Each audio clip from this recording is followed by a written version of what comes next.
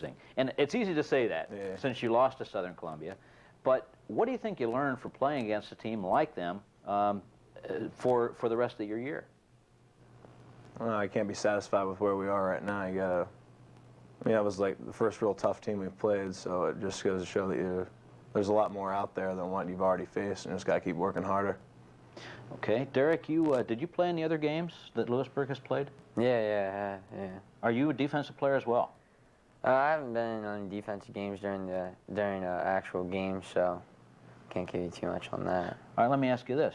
Are you on the track team at Lewisburg? No, I'm not. I just train in the spring, so wrestle in the winter, but that's all I do as of now. All right, you're going to play Hughesville next. Hughesville is 2-2. I'm sure that your coach has told you about them, and I'm sure that he has you ready to go. What do you look for from the Hughesville Spartans who you're going to play Friday night? Sean, go ahead. Probably going to come out tough, want another win. I guess they just came off a big win against Little Soccer. So I'm going to have to play a tough game against them because they know what it's like to win now. So. But going in, you're 2-2. They're 2-2. Yeah. What's going to make the difference? Derek, what do you think is going to make the difference in the game? Yeah, well, whichever team has the big plays, whoever has the big plays is going to win the game. I think, you got to hold on to the ball. Got to, on defense, you got to play tough D, and that'll keep you in the game. And then if the offense can pull together and do it, you just got to go out there and go hard. Now, so far, your team has had different running backs, who have shown up big at different games. That has to come back and be a good thing for you. Oh yeah, of course. I mean, that means that their defense can't go and key on one person. If they go and key on, one of the backs, then the other back can go and have a big game. If they're keying on him, it's the other person's turn. What about their offense? What have you heard about them, Sean? We've been just going over plays in practice or whatever they run and stuff like that. So I don't know really what to expect. A new coach this year, so see what happens. Do you think it's going to help or hurt that Southern Columbia beat you so bad? Well, I think our guys are going to want to work harder now because they know that we got to get out there and get a lot better and just can't be satisfied with where we are. You've heard it from two of the players from the Lewisburg Green Dragons. We'll be back in just a few minutes to talk to players from Danville. Stay right there, and we'll be back in a minute.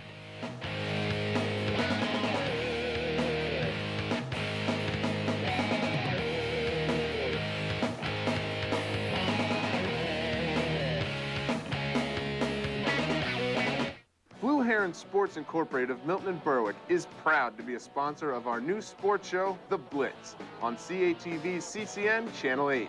Blue Heron Sports Incorporated is your headquarters for custom screen-printed uniforms and sportswear. The Blue Heron offers team sports accessories, hunting, fishing, and paintball supplies.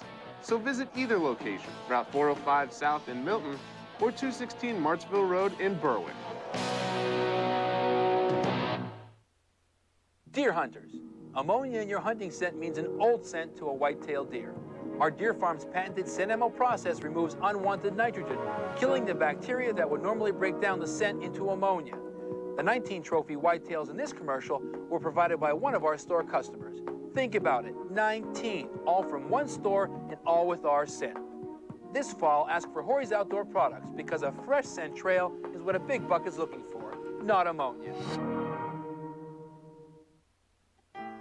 Flowers are a great way to show someone just how much you care. Enterline's Flowers and Greenhouses have just the right words for you. Serving Milton and surrounding areas for the past 50 years with 100% guaranteed service. From small to large occasions, we can create the perfect arrangement for you with delivery throughout the area. Plus, we grow many of our holiday plants right here in our greenhouse. Let us help you find the right words. Enterline's Flowers and Greenhouses. The law firm of Robert E. Benyon, located at 205 Broadway in Milton, handles the general practice of law, including divorce and domestic matters, wills and estates, real estate and mortgages, business formation and bankruptcy, and Social Security disability. For your consultation, call 742-9677. Mandy's is a full-service barbershop located in downtown Montgomery. Mandy specializes in flat tops, hot lather face shaves, current trends, and baby's first haircuts. Mandy's hours are Monday through Friday, 8:30 to 5 p.m., Saturday 9 to 1, and closed on Wednesdays. At Mandy's, every Monday is senior discount day. There is no appointment needed. Stop by and see Mandy at 11 South Main Street in downtown Montgomery. Welcome back to the East Room of the Watson Inn. This is the Blitz. We're going to talk to some players from Danville now, but before we do, let me tell you a little bit about their game. They went into the game with a record of 0-3. Everybody on that team was frustrated, and you could see it on the field, because when they came out and started to score, there was nothing stopping them. 55 points later, they had won their first game of the season. Check out these highlights. Things didn't start off too well for the home team when Wyalusing recovered an opening onside kickoff. But that quickly changed when Danville took over possession and drove right down the field with quarterback Scott Perquette finding Brandon Peeler open by the goal line. Peeler wheeled around his defender and into the end zone for the 9-yard score, giving the Ironmen an early 7-0 lead. After forcing a Wyalusing turnover deep in Danville territory, the Ironmen jumped back on the offensive. One play after Perquette found Adam Moser on a 38-yard completion, Ben McConnell scored his third TD of the season, finding pay dirt from 4 yards out to give Danville a 14-point advantage after 1 quarter of play. And that's when the Adam Moser show got underway. Number 20 got it started in style when he turned in his wide receiver duties for some work in the backfield. And 93 yards later, the Ironmen had a 21-0 lead as Moser sprinted through the Wyalusing defense untouched. Moser then struck again on Danville's next play from scrimmage. When he gathered in this short Perquette pass, number 20 was surrounded by 5 white and gold jerseys. But that quickly changed as Moser danced through the Ram defense on his way to a 60-yard trip to touchdown town and a 27-0 Danville advantage. That lead ballooned to 35 points on Danville's next possession. Following a big 30-yard run by McConnell, Moser found the end zone again, this time on a 6-yard flick from Perquette. Moser then returned the favor when he found a wide-open Perquette for a 2-point conversion and a commanding 35-0 lead. With just over a minute left in the half, Moser showed off his versatility as he scored his 4th straight touchdown, this time on a 55-yard punt return. Moser would go on to add a 5th score as the Ironmen went on to a 55-16 rout. He would finish the evening with 243 total yards and CCN Sports Player of the Game honors, while Scott Perquette also enjoyed an outstanding game, totaling 190 yards passing and 4 touchdowns. The Ironmen picked up their first win of the season in resounding fashion.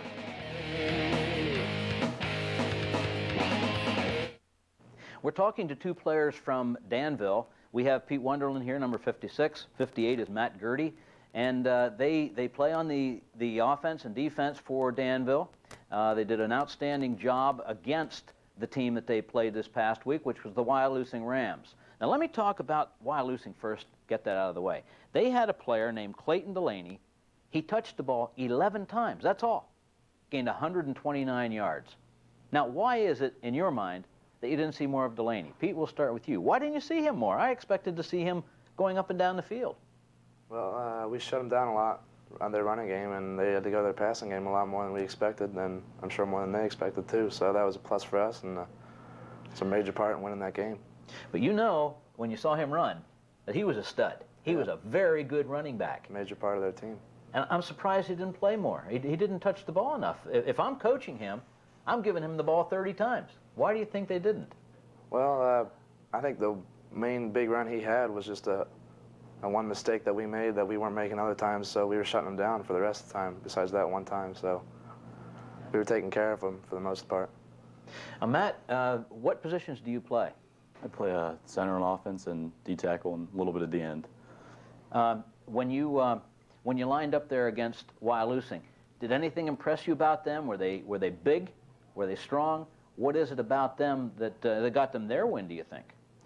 Pretty decent size-wise. They have 2 real good backs, like you said. They have very talented backs, but I think they carry a lot of the weight for their team. Okay, now let's talk about Danville. That's what we're here for anyway. It's a very good feeling to get that first win. I know you've been frustrated the last 3 weeks. Finally, you get that win. Matt, what did that mean to you? I think it meant a lot to us because, I mean, new coach, and we finally put everything together. I mean, we did some things right the first 3 games, but some other things didn't come with it, and I think we could finally put all of it together and made it all work this week. Now, you talked before about Scott Perquette. He was 11 for 16, 190 yards, 4 touchdowns, and yet, Pete, you told me that he didn't play much last year. Why do you think that was? Well, 2 different programs. I don't know what to tell you besides that. I mean, we got 2 different coaches, new coaches here. Bringing him in and working a lot with him in the summer, that just gave him a lot of confidence in his arm and showed him what he could do during the game, and he's definitely proven his work. Well, I did that game Friday night, and what really impressed me about Scott Perquette was that he would run to his left and throw back this way. That's hard to do. Yes, sir. What do you attribute that to? That's just a lot of skill and talent right there, a God-given talent. He had to throw across his body a lot, more than he expected to, I'm sure, but he got the job done and done well. It just seemed like he was able to flick his wrist and really send that football 30, 35 yards, it seemed like, with little effort. Yeah, Coach Coombe, his quarterback coach, has given him a lot of practices and a lot of good work to get his form in really good shape. So it's paid off a lot, as we've seen. And Matt, let's come back to you, and I want to talk about another one of your teammates, Adam Moser. 243 offensive yards, 5 touchdowns. He had 94 yards rushing. He had 149 yards receiving on 8 catches. He had a punt return that went, let's see, 55 yards. What more can he do? Not much. Is he the kind of player that you say to yourself, I sure am glad he's on my team, or is he the kind of player that you say, well, you know, maybe he's not as good as it seems? Oh, I'm sure I'm glad he's on my team. Before the game, Coach was talking, he said, I heard a lot of you guys were big stars in 8th and 9th grade and big stars in T-Railers, and it's time to play like big stars tonight. And Adam definitely came forward and did that, played to his full potential Friday night, really played well. So he has had 2 great games in a row. Yes, sir. You're going to be playing against Jersey Shore this week. Jersey Shore is looking at you and they're saying, they're only 1-3. Here's a game we can win. So how you going to make them change their minds right away? Well, I mean, it's like we're playing. Neither of us have won a game, so we got to take it like that and step up on the line. Our defense is our major part of our game, and our game plan this week is stopping them on the line, on the running game, making them throw more, because that's just our big main key right now. Well, they have a brand new coach too. His name is Girardi. His father is the coach at Lycoming College, so you know that he knows what he's doing. Sure. He played for Williamsport High School. He played for Lycoming. He's going to have his team prepared. Yeah, it's the same way our way. I mean, we got a brand new coach, and our team's prepared. We're doing the things we got to take care of in practice and focusing on the little things to get the big things, which are the wins. During the break, we talked about Ben McConnell, who, like the 2 of you, I'm sure has been very, very frustrated at not being able to break loose. This past week, he gained 88 yards. Do you think that might be the beginning? That's definitely the beginning. He's got a lot more to attribute to the team and to the games that are coming up, and I know he'll do his part. If maybe you're not hearing about him on the offense, but he's always doing his part on the defense when he's in there too. You're primarily a defensive player. Yes, sir. That's where you love to play. I can tell by watching you on the field. Yes, sir. What kinds of things does it do for you when you make that good, solid hit? It just pumps me up and makes me want to do it every play coming after that, and pumps the team up too. I mean, not just me, but when everybody else does it as well. Just gets us all psyched and keep going. And I'm sure, Matt, you as a lineman feed off that as well when you see a linebacker make a big play, because after all, isn't it your job to kind of sell yourself out to tie up those offensive linemen so the defensive backers can make something? And definitely. I mean, it's just as much satisfaction if one of the linebackers gets the tackles if we do, because, I mean, if we're doing our job, we don't always have to make the tackles, but let them come and clean up. Okay, there you have it from the Danville Ironmen. We'll be back to talk to one more group of players. They're the players from Warrior Run, right after this.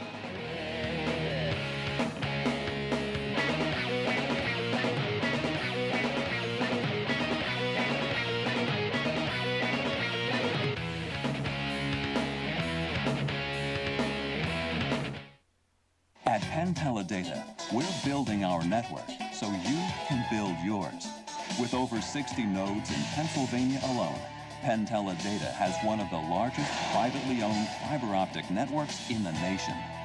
Our network is growing, along with our reputation for providing schools, hospitals, businesses, and government with smart business solutions. Put our network to work for you. Penn Teledata.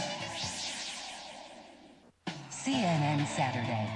Get the inside word on the week's big stories. Nuclear weapons. On politics. All sides of the Mideast. On business. Kind of economic recovery. On the Pentagon. The military presence is on medicine. That's an excellent question because and more. The real victory in terms of not just what happened, how and what it means. The side of the story you didn't get during the week. The newswomen of CNN are on the story. Saturday morning on CNN.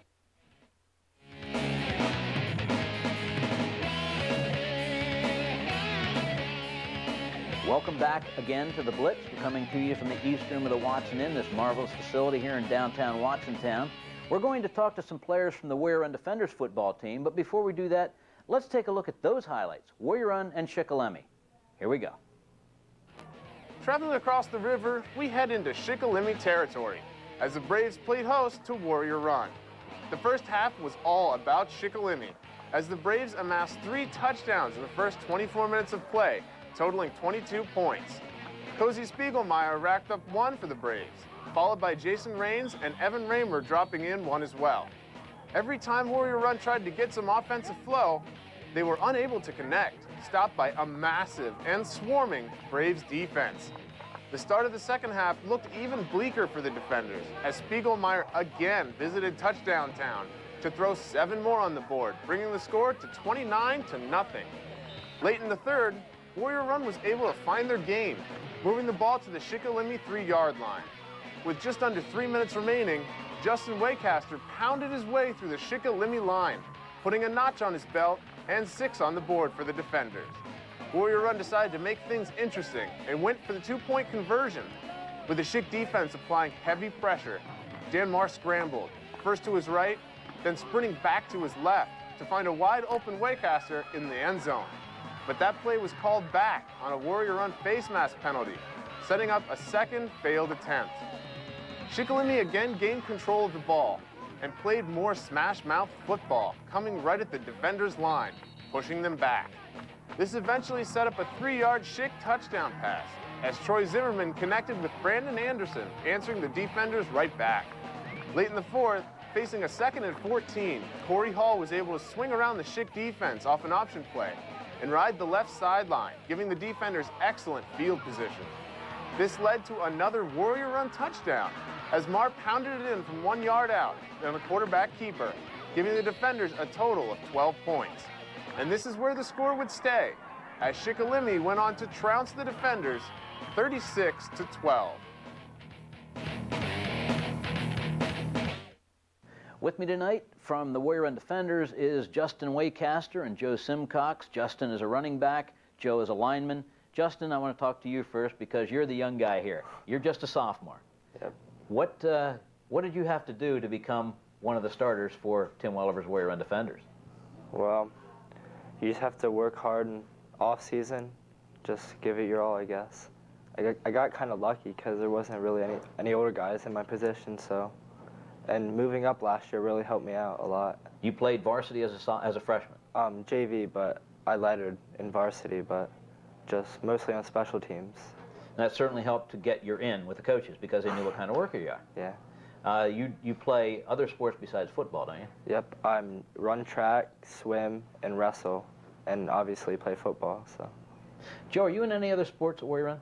No, but I'm thinking about wrestling this year and throwing for track and field. I'm sure Coach Smythe would look forward to having somebody as big as you are, as strong as you are on that team. Yes. Your game against Shikellamy didn't come out the way you wanted it, obviously, 36-12. The running back from Shikellamy, let's talk about him for a few seconds. Cozy Spiegelmeyer.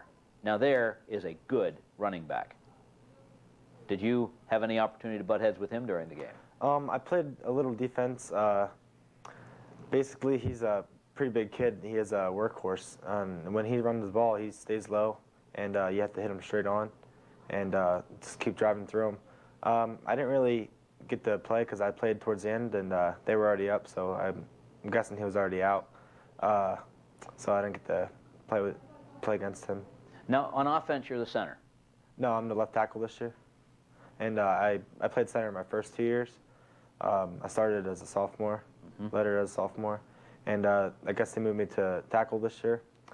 They needed some protection on the backside, protect Danny Marr. Dan Marr is a first-year quarterback, and he's had a very successful season so far. Do you think that you helped in any way with that backside protection? I think I definitely put my strength in there and tried my best. I know I didn't really pick up a lot of the backside linebackers coming in on the blitz, but you know, I'm going to get better as the season goes on, and hopefully I'm going to be one of the best on our team, and hopefully step up as a leader and set an example for next year. As you get used to the position you're talking about. Yes. Now, Dan Marr had 15 rushes, 52 yards, and a touchdown. Not too bad for a quarterback when he's supposed to be the guy who just directs traffic and makes sure that the plays go the way they're supposed to go. Right. He was in the huddle. I know that he was getting excited when he was getting some running plays because he was obviously having a good night running, and he was anxious to run the ball to our side and the right side. All right, Justin, let's come back to you. You rushed the ball 15 times as well. You picked up 78 yards, and you scored a touchdown. Is that your first varsity touchdown? Yes, sir. Tell me about the play. How did it develop, and what did you do? Well, I think it was like a 5-yard run, and Coach put me in the play before, and I just knew we had the score before. I think any running back could have done it because our line did a good job blocking that night, so I believe it was a team effort. How did that feel to you to score that touchdown in a varsity game? It was great. It would have been better if we were up, but sure, it was all right. If it had been the winning touchdown, good. that would have been fantastic. Yeah. Now, you have Southern Columbia next, and they're one of the best teams in the state. They're returning state champions. They're coming into this game 3-1. Joe, comment on that. Southern Columbia is probably the best the best team on our schedule this year, and we're actually excited to play them because they're always a good team to play. It gives us something to look forward to. We go into this game knowing that we had nothing to lose, so we can hold nothing back and just hope for the best. Good results. I don't know if you know this, Justin, but this game also will be a PCN game, which means you guys are going to be seen throughout the state. Is that going to make you play harder? Kind of nervous, make us feel nervous, but there's nothing we can't do as a team. And that's what's important. Good luck. I hope you do a great job against the Southern Columbia Tigers. We'll be back to talk to Tim Welliver, the head coach of the Warrior Run Defenders, right after this.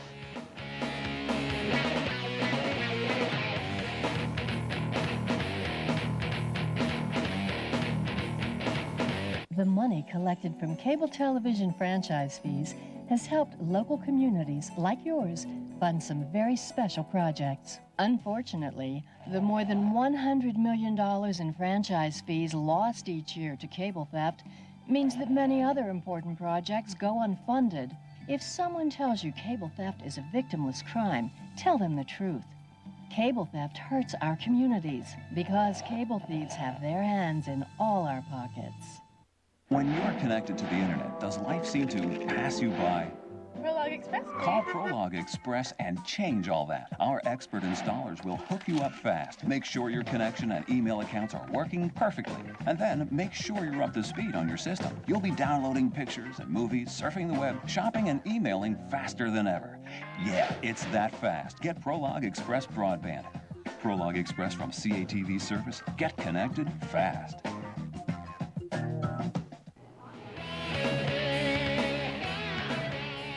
Welcome back to the Blitz. Once again, we're coming to you from the Watson Inn, the East Room of the Watson Inn. Tonight is Tuesday night. It's Wings night.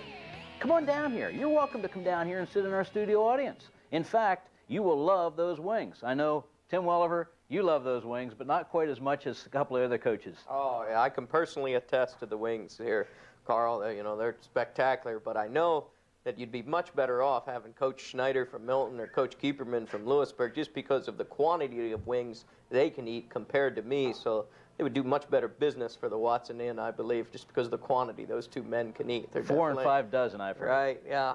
But they can put them away. Those two guys can, much more than I can, definitely. All right, let's talk about football now, Tim. Your last week's game was a little bit frustrating, 36-12. But you did have a score from a sophomore. You did have a score from your junior quarterback. And those kids are continuing to play hard for you. Yeah, absolutely. Last week's game was, I'd say it's a story of two halves, really. Disappointing game in the first half. Probably one of the worst defensive efforts I've ever been associated with since I've been at Warrior Run.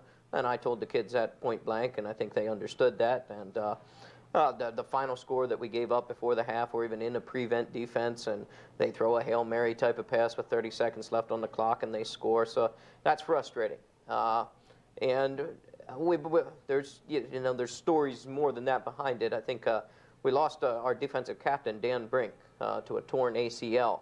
And he's more than our best defensive football player. He's probably the heart and soul of our team as far as morale goes. So losing him going into the game, and we didn't know we were going to lose him until Friday, the Friday of that game. And so I think that took a little bit of wind out of our sails. Kids weren't as confident as they should have been because we knew Dan was out of the lineup. And the second half, we made some adjustments at halftime, and we came out in the second half and we got some positive things going. We put 2 scores on the board. After their first drive, we started to play some better defense. So it's one of those things that it's not a total morale defeater. I mean, a loss is a loss. Nobody wants to lose, but at least we got something positive going in that second half. That injury, is that season ending for him? It's one of those injuries where it is a torn ACL. Can you play with it if you can stand the pain? Yes, you can. There's a lot of medical questions that have to be answered there for Dan before he really makes any decisions and plans about his future as to what he wants to do. Obviously, you play with a torn ACL, you're taking some risks, but he's also a kid. He can't stand to be on that sideline. And there's a lot of pain to deal with there, but if I have any kid that could deal with that type of pain, it certainly is him. So it's going to be a wait and see. Right. Yeah. At this point, we're just we're waiting for some reevaluations medically. Probably need to sit down with the family and myself and just make some decisions really for Dan's future. And of course, he's the one that really, it's his decision. It's what it's going to come down to. All right. Let me talk about Shikellamy now. Kazi Spiegelmeyer. You've seen him for 2 years. I don't know about you, but I am really impressed with him. How would you rank him among those other good running backs that you've seen already this year? Oh, he's right up there with the backs that we've seen this year, and he might be the best running back that we've seen this year. And of course, we're going to see some real good ones this week versus Southern Columbia, but he's real low center of gravity, runs hard. He always has his legs going. He seems to punish kids with his legs, so he breaks a lot of tackles as a result of that. He's an athlete. He makes things happen. I think he sees real well in the open field. He knows where the cut lanes are, and just a good, solid football player, and I think he's a good, solid athlete, too, because I believe he's also a wrestler and probably involved in some other sports down there. But he seems like a real nice kid. I congratulated him after the game, and, he deserves all the credit in the world because, he's Shikellamy, Kazi is. All right, let's talk about this week's game. You're going to go against Southern Columbia, and you know that they're very good. They hope to repeat as state champion. What does it mean to your program to go against a Southern Columbia? It's always a challenge every given year. We've been in some of my early years at Warrior Run, we've been in tight games with them. We've lost on last plays of the game, and then we've been in other games with them where, quite honestly, we couldn't compete with them, Carl. We just did. Those kids were bigger, faster, and stronger than our kids. And so this year's games is one of those, it's kind of a measuring point for your team to see where you're at. And you can't necessarily think of it going in, you want to win. You absolutely, you're not going to tell your kids anything but that. But there are other things that you can look forward to in a game versus Southern Columbia. Just, can you be competitive with them? Can you move the ball against them? Can you stop their running game? Even when they know, what's coming, but can you stop it? And so there are a lot of positives. I think we've had a couple games with Southern Columbia the last couple of years where statistically it's been a pretty even match, but on the scoreboard it hasn't been an even match. And our problem has been, and we talked about that today with the kids versus Southern, we've struggled scoring in the red zone. We've moved the ball on them to about the 20-yard line, 15-yard line, and we've struggled then punching it in the red zone. And that's something that we have to correct. This year's Southern team, though, I compare him to a lot of Jim's teams. And Jim's had some great teams there, and he does, at Southern Columbia, he does a great job. And I think sometimes he doesn't get enough credit.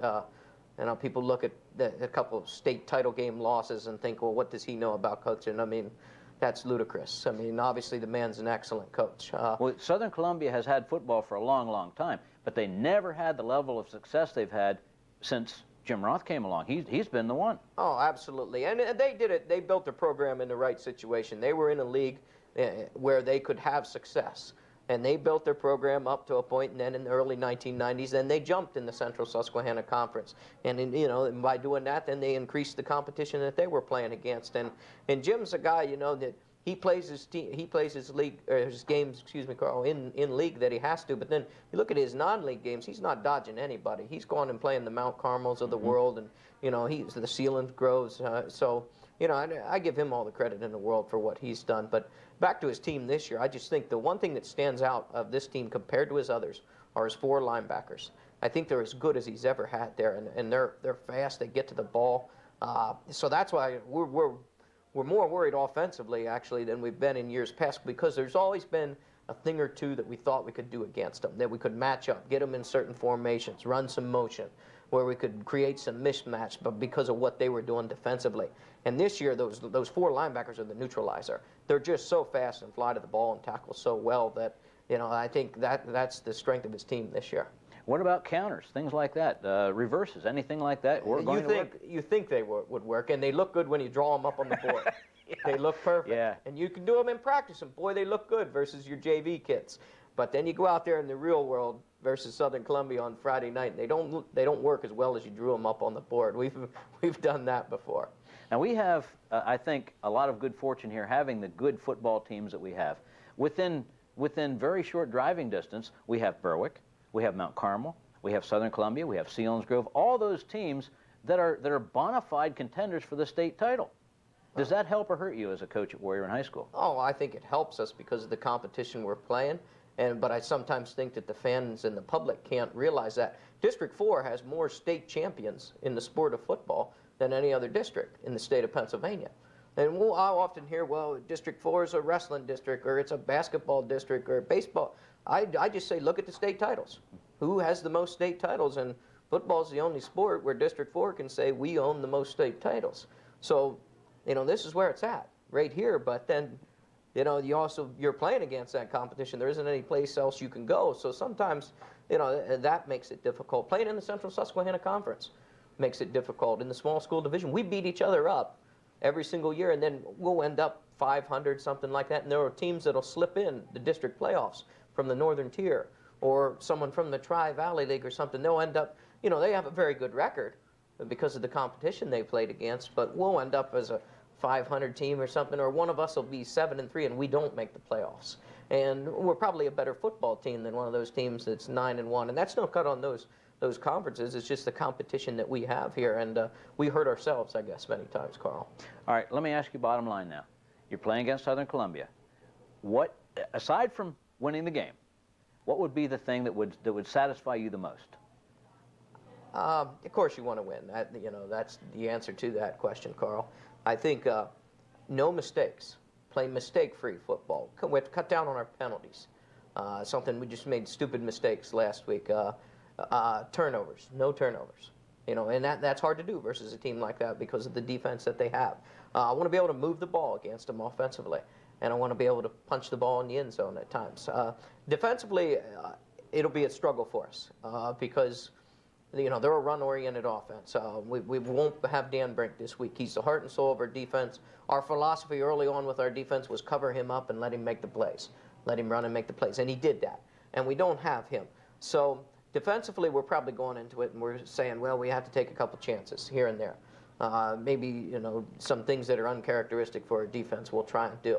So those are things like that. You can look at little things, and say they can be victories for us. What I don't want is to go into this game and, you don't want to get physically beaten up. That's more than anything to me, is because we got 5 games, the second half of our schedule, and they're all tough games. Don't get me wrong, but they're games that we can be competitive in. And so you don't want to lose 2-3 kids for the season in a game like this. And we've had games like that. So hopefully I cross my fingers, and that's probably one of the things I'm definitely hoping for out of this game, Carl. Now, to support what you said, last week against Lewisburg, Southern Columbia had 8 running touchdowns. Sure. Almost 400 yards offense, running.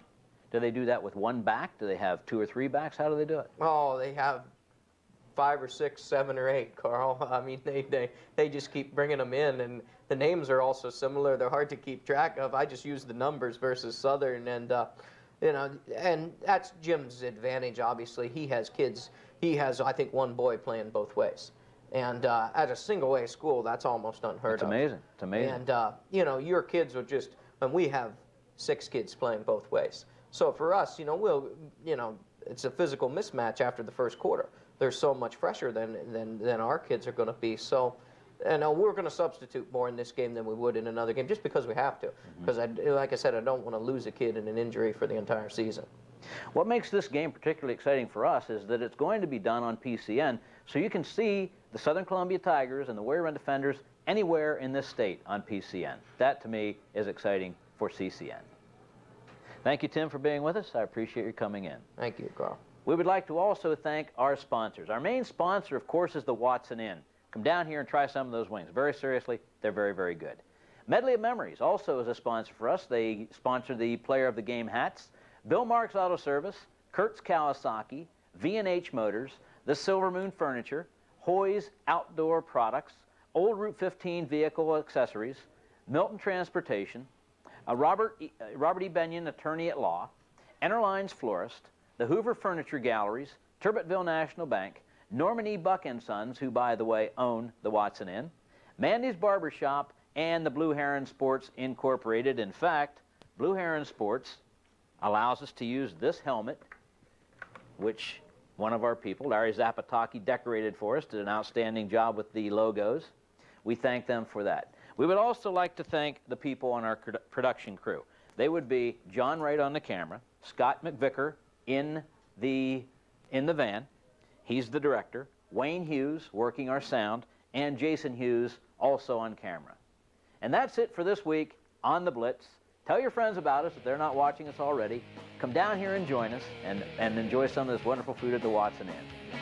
For the entire crew, this is Carl Bauer saying see you next week right here on The Blitz from the Watson Inn. Good night.